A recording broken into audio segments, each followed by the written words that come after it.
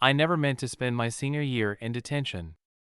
But here I was, sitting in room 207 every Thursday afternoon, watching the clock tick away under the supervision of Ms. Emily Parker, the new English teacher. It all started with a stupid fight behind the gym 3 weeks into the semester. Not even my fight, really. I was just trying to stop some juniors from bullying my best friend's little brother. But when Principal Matthews found us, I was the only one still standing, which apparently made me the troublemaker. "Mr. Connor Mitchell," he'd said, looking down at me through his wire-rimmed glasses. "Fighting on school grounds. That's an automatic month of detention." So here I was, Thursday number 3, slumped in a desk by the window, watching autumn leaves dance across the parking lot while pretending to do my homework. Miss Parker sat at her desk, grading papers with a red pen, her honey blonde hair falling in loose waves around her face. She couldn't have been more than 25, fresh out of college and full of that enthusiastic optimism that hadn't yet been worn down by years of teaching hormone-driven teenagers. Some of the guys in my class had crushes on her, but I'd never paid much attention. She was just another teacher, just another authority figure marking time until I could graduate and escape this small Massachusetts town. "You should actually try reading it," she said without looking up from her grading.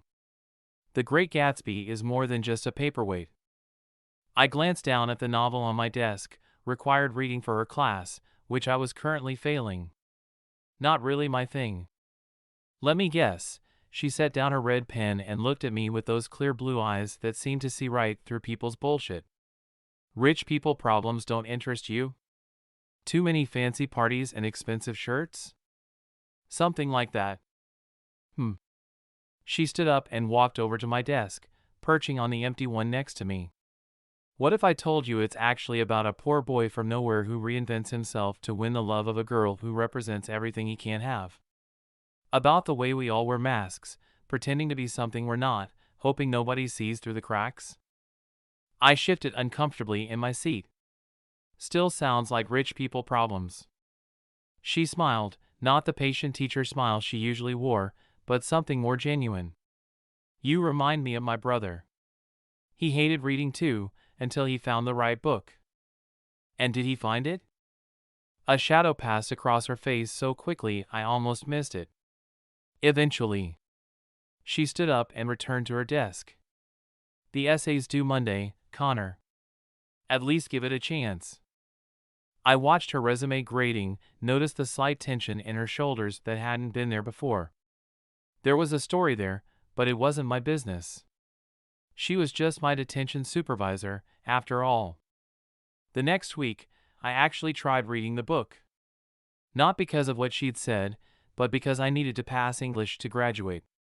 That's what I told myself, anyway. When Thursday came around, I had questions about the symbolism of the green light, about why Gatsby changed his name, about what it meant to repeat the past. Miss Parker answered each one thoughtfully, seeming genuinely excited that I was engaging with the material. "See," she said at the end of detention. "Not just rich people problems after all." I might have actually smiled. "Still not going to wear a pink suit though." She laughed, a real laugh, not the polite chuckle she used in class. Probably wise. The following Tuesday, during regular English class, she handed back our essays. Mine had a B+ at the top, along with a note, "Excellent insights. You understand Gatsby better than you think." Something warm unfurled in my chest, pride, maybe, or satisfaction at finally doing well in something. When I looked up, she was helping another student, but there was a small smile on her face. That Thursday, I brought up Kurt Vonnegut, remembering she'd mentioned him in class. Her eyes lit up as we discussed Slaughterhouse-Five, and before I knew it, detention was over. "You know," she said as I packed up my books, "you're not what your file says you are." "My file?" "The troublemaker. The kid who doesn't care." She shrugged.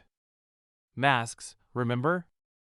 I didn't know what to say to that, so I just nodded and left. Things continued like this for the next few weeks. My detention had officially ended, but I kept finding reasons to stay after school on Thursdays. Sometimes I needed help with assignments. Sometimes I just wanted to discuss books I'd started reading on my own. Miss Parker never questioned it.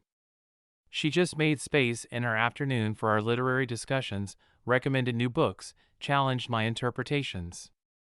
She treated me like my opinions mattered, like I was capable of more than just being the kid who got into fights. Then came the Thursday that changed everything. I was running late, basketball practice had gone long, but I knew Miss Parker usually stayed late grading papers. When I reached room 207, I could see through the small window in the door that the lights were still on. I was about to knock when I heard it, a muffled sob coming from inside. Through the window, I could see Miss Parker sitting at her desk, her face in her hands, shoulders shaking with quiet tears. Papers were scattered across her desk, and next to them was what looked like a letter. I stood there frozen, unsure what to do. This was my teacher, my detention supervisor. I wasn't supposed to see her like this. I wasn't supposed to know she could break. But as I watched her cry alone in that empty classroom, something shifted in my understanding. She wasn't just Miss Parker, the English teacher. She was Emily, a young woman carrying some burden I didn't understand, wearing her own mask that was suddenly cracking. I should have walked away. Should have pretended I never saw this moment of vulnerability. That would have been the safe choice, the simple choice. Instead, I knocked on the door. What happened next would change both our lives in ways neither of us could have imagined. When Miss Parker looked up at my knock, she quickly wiped her eyes, but there was no hiding the redness or the tear tracks on her cheeks. For a moment, we just stared at each other through the glass, me standing awkwardly in the hallway, her frozen behind her desk. "Come in, Connor," she finally said, her voice surprisingly steady. I entered the classroom slowly, feeling like I was crossing some invisible boundary. The afternoon light slanted through the windows, casting long shadows across the empty desks. Everything looked different somehow, more intimate and fragile. "I'm sorry," I said, though I wasn't sure what exactly I was apologizing for. "I can come back another time." "No, stay." She managed a weak smile. "I could use the distraction." "Did you finish Catcher in the Rye?"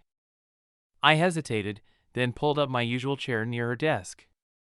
"Yeah, but that's not. Are you okay?" She looked down at the letter on her desk, then carefully folded it and put it in her drawer. "Just having a rough day." It happens to teachers too, believe it or not. "Does it have something to do with your brother?" The question slipped out before I could stop it. Her head snapped up. "What?" "It's just, you mentioned him that one time, about reading. And your face did this thing, like..." I trailed off, feeling like an idiot for noticing so much, for caring so much. Miss Parker was quiet for a long moment, studying me with those perceptive blue eyes. Then she did something unexpected. She rolled her chair back slightly and reached into her bottom drawer, pulling out a framed photograph. "This is Tommy," she said, handing me the photo. "My little brother." The picture showed a younger Miss Parker with her arm around a teenage boy who shared her honey blonde hair and bright smile. They were standing on what looked like a beach, squinting into the sun. "He would have been about your age now," she said softly. "Would have been." The words hit me like a physical blow. "What happened?" I asked, though part of me already knew. "Car accident. 2 years ago." Her voice was barely above a whisper. "He was just starting to love reading. Had finally found his book, The Perks of Being a Wallflower. Said it was the first time he felt understood."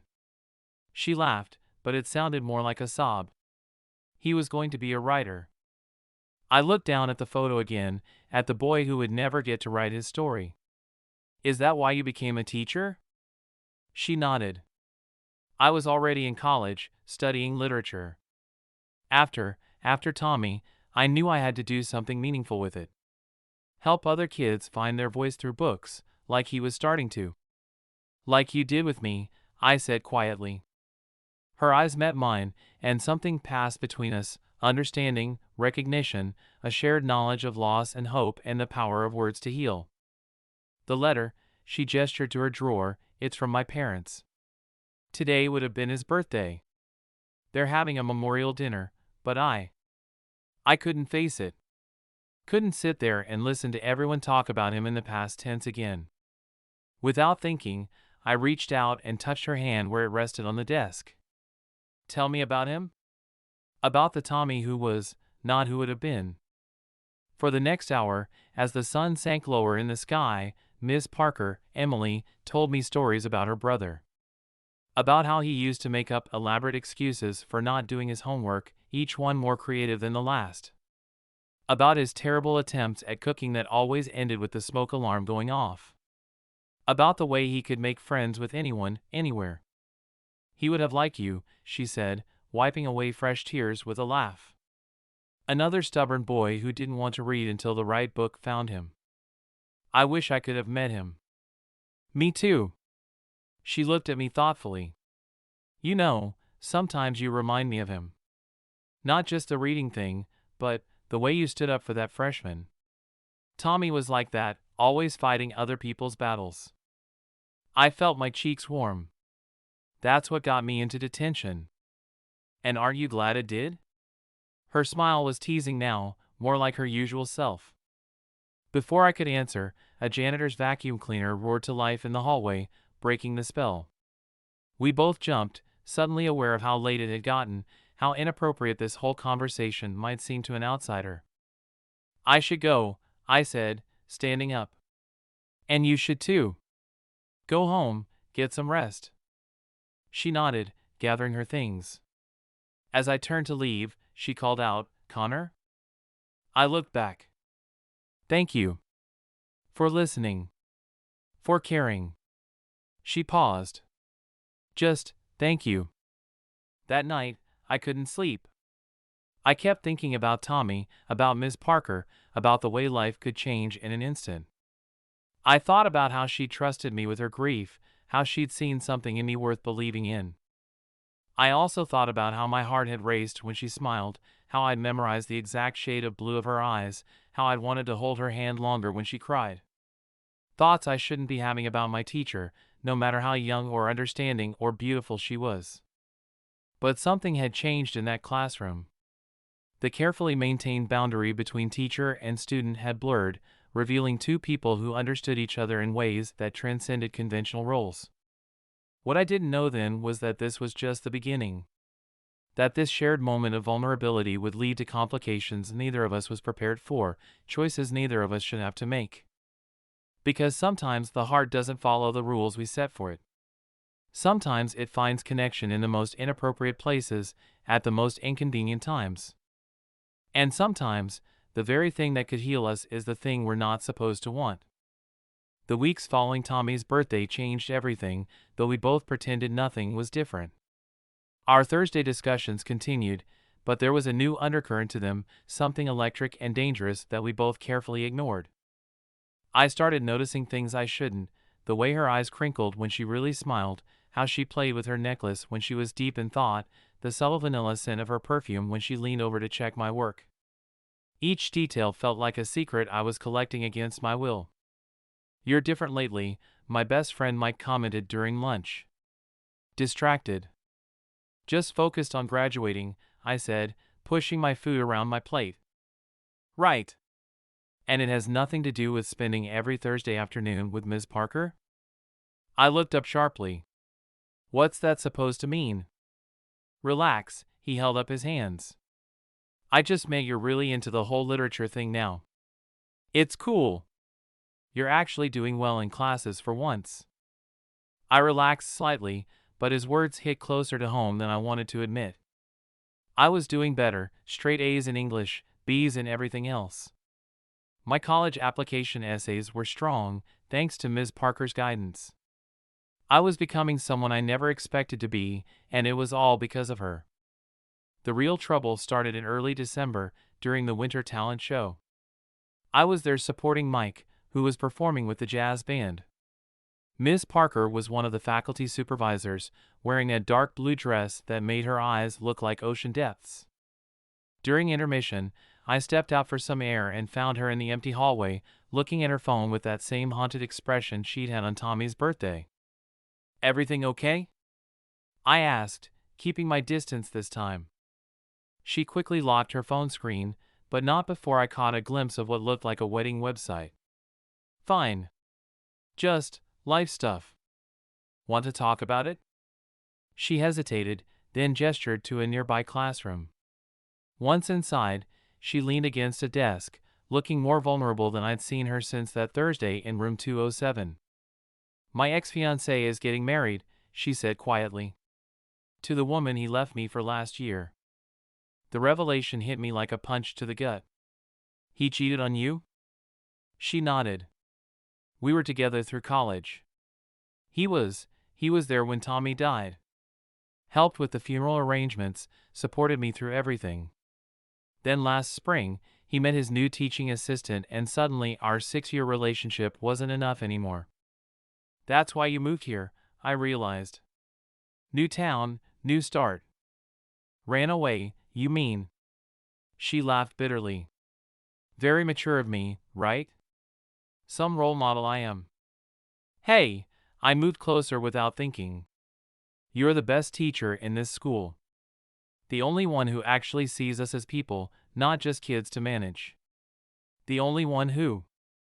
I stopped, realizing how intense I sounded. She looked up at me, her eyes impossibly blue in the dim classroom light. The only one who what? Who made me believe I could be more than what everyone expects, I finished quietly. Something shifted in her expression, recognition, maybe, or fear. We were standing too close now, the space between us charged with everything we couldn't say. Connor, she whispered, and my name on her lips sounded like both a warning and a plea. The band started playing again down the hall, the muffled music breaking through our bubble. Miss Parker stepped back quickly, smoothing her dress with trembling hands. We should get back, she said, not meeting my eyes. People will wonder where we are. I watched her hurry back to the auditorium, my heart pounding with the weight of everything I'd realized in that moment. Because standing there in that dark classroom, seeing her vulnerability and strength all mixed together, I'd finally admitted to myself what I'd been trying to deny for weeks. I was falling in love with my teacher. The knowledge was both terrifying and liberating. Terrifying because it could never happen, because it was wrong on so many levels, because it could ruin both our lives.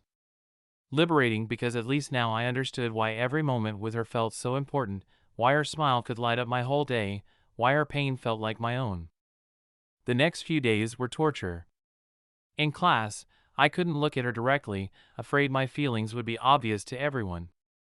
During our Thursday session, I made excuses about basketball practice and left early, ignoring the hurt confusion in her eyes. But avoiding her didn't make the feelings go away. If anything, it made them stronger. I found myself writing about her in my journal, not love poems or anything so obvious, but stories about loss and connection, about finding understanding in unexpected places, about the way some people come into your life and change everything. Then came the day that forced us both to confront what was happening between us. It was the last week before winter break. I was staying late to work on college applications in the library when the winter storm that had been threatening all day finally hit. Within minutes, the parking lot was a blanket of white, and the principal announced over the PA system that everyone should stay put until the roads were cleared.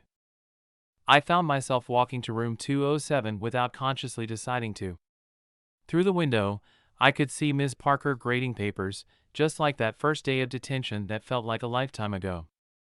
She looked up when I knocked, and something flickered across her face, recognition, longing, fear, before she schooled her features into a neutral expression. The roads are bad, I said lamely. I know. She gestured to the empty room. Looks like we're stuck here for a while. As I stepped into the classroom, the lights flickered once, twice, and then went out completely, leaving us in the gray light of the storm. What happened next would change everything. The emergency lights kicked in, casting a soft blue glow across the classroom. Outside, the snow fell in thick curtains, transforming the world into something dreamlike and surreal. The usually busy street beyond the parking lot was silent, as if we were the last two people left in the world. There should be some flashlights in the supply closet, Ms. Parker said, her voice sounding unnaturally loud in the quiet room. She stood up, but as she rounded her desk, she stumbled on something in the dim light. I moved without thinking, catching her arm to steady her. The touch sent electricity through my skin, and for a moment we stood frozen, too close and not close enough. "Thanks," she whispered, but didn't pull away. In the blue emergency light, her eyes looked almost otherworldly. A strand of hair had fallen across her face, and I had to fight the urge to brush it back. "Emily," I said softly, using her first name for the first time ever. She stepped back abruptly, breaking the spell. "We shouldn't." "I can't." "I know." I ran a hand through my hair in frustration. "Trust me, I know how wrong this is. You're my teacher, I'm your student, there are about a million reasons why this can't happen." But what?" Her voice was barely audible. "But I've never felt this way about anyone before. And I think maybe you feel something too." She turned away, wrapping her arms around herself. "What I feel doesn't matter. What matters is what's right. Is it right to pretend there's nothing here? To ignore something real just because it doesn't fit into neat, acceptable boxes? Connor, please." She turned back to face me, and I could see tears gleaming in her eyes. "You're 18, you have your whole life ahead of you. I'm your teacher. If anyone found out..." "I'll be graduating in 5 months, I pointed out. "And I'm already 18. Legally. This isn't about legality." Her voice rose slightly. "It's about ethics, about responsibility. About the fact that I'm supposed to be someone you can trust, not someone who..." She broke off, shaking her head. "Someone who what?" "Someone who understands me? Someone who sees me for who I really am, not just some troublemaker kid? Someone who makes me want to be better?" I took a step closer, and this time she didn't back away. "You know what I realized?" I continued, my heart pounding. "That day I found you crying, when you told me about Tommy, that was the first time anyone had ever trusted me with something real. Not just trusted me to not make trouble, but trusted me with their pain, their grief, their true self. You reminded me so much of him," she whispered. "The way you try to hide your kindness behind this tough exterior. The way you protect others without thinking of yourself. Even the way you fought reading until you found the right book. Is that all I am to you? A reminder of your brother?" She looked up at me, and the raw honesty in her eyes took my breath away. "No. God help me, you're so much more than that." The confession hung in the air between us, making the room feel even smaller, more intimate. "Then why are we fighting this?" I asked. "Because I'm terrified," she admitted. "Terrified of ruining your life, of losing my career, of feeling this much for someone I'm not supposed to care about. After David left." She swallowed hard. "After my fiancé left, I promised myself I wouldn't be vulnerable like that again. Wouldn't let anyone have that kind of power over me. I would never hurt you like that. You can't promise that. You're so young, you have college coming up, a whole world to explore. What happens when you realize there's more out there than a small-town English teacher with too much baggage?" "You're not baggage," I said firmly. "You're the person who made me believe in myself. Who showed me that stories matter, that words have power, that I'm more than my past mistakes. You're..." Before I could finish, a loud crash of thunder shook the building, making us both jump. The emergency lights flickered ominously. Miss Parker, Emily, moved to the window, watching the storm rage outside. "The principal just texted. Roads are completely blocked. They're saying it could be hours before the plows get through."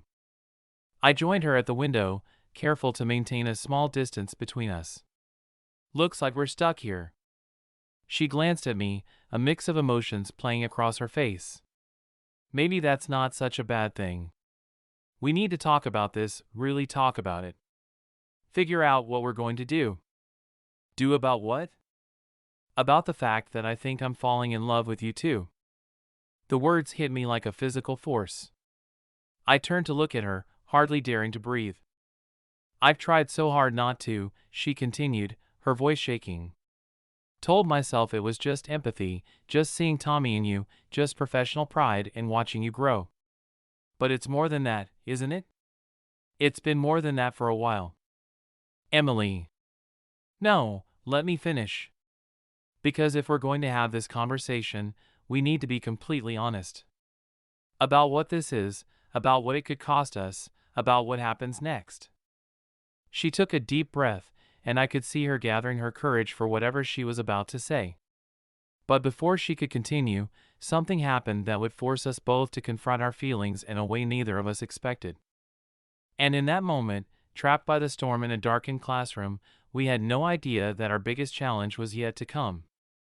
Just as Emily was about to speak, we heard urgent footsteps in the hallway. The beam of a flashlight appeared through the window, followed by Principal Matthew's voice. "Miss Parker? Is anyone in there?" We jumped apart instinctively, though we hadn't been doing anything wrong. Yet the guilt on our faces, the electricity in the air between us, felt like evidence of everything we'd just confessed. "Yes, Mr. Matthews," Emily called out, her teacher voice firmly back in place. "Connor Mitchell and I were working on his college applications when the storm hit." The principal opened the door, his flashlight beam sweeping across the room. "Thank goodness you're both all right. The fire department is here to evacuate everyone still in the building. The storm's getting worse."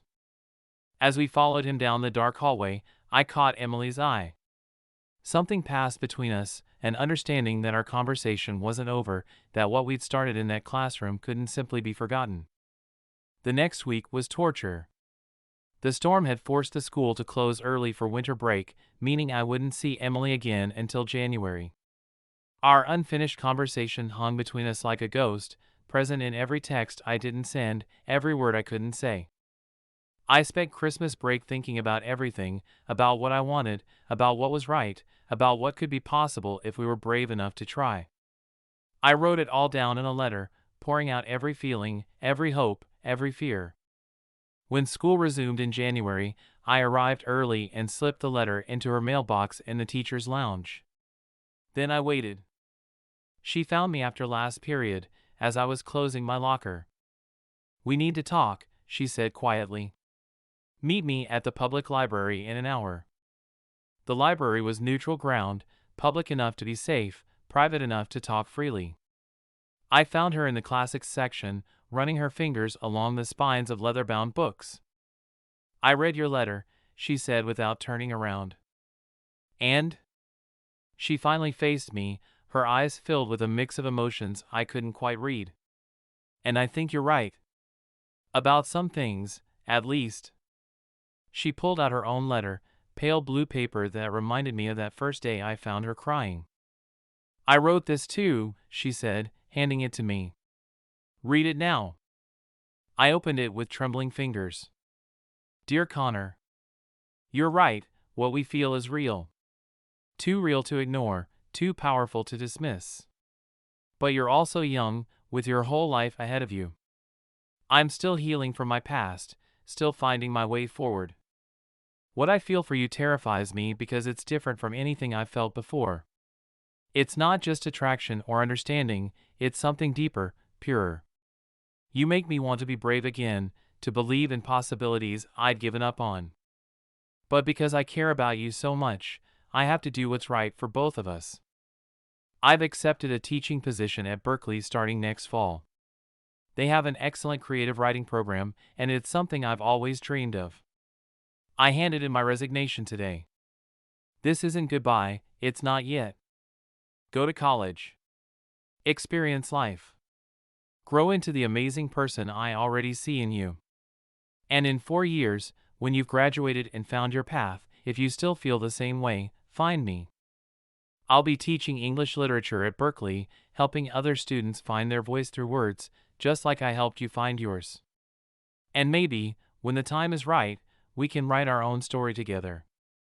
Until then, know that you've changed my life too.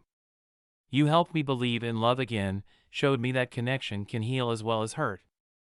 You gave me back my courage when I thought I'd lost it forever.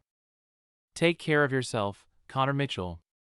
And remember, sometimes the best love stories are the ones worth waiting for. With all my heart. Emily. I looked up to find her watching me, tears in her eyes matching my own. For years, I said, my voice rough with emotion. She nodded. If it's real, it'll still be real then. When there's no power imbalance, no ethical concerns, just two people who found each other at the wrong time but didn't give up on the right time coming. And if I get into Berkeley for grad school? I asked, managing a small smile. She laughed through her tears.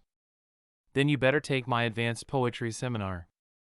We stood there in the library, surrounded by thousands of love stories, finally writing the beginning of our own.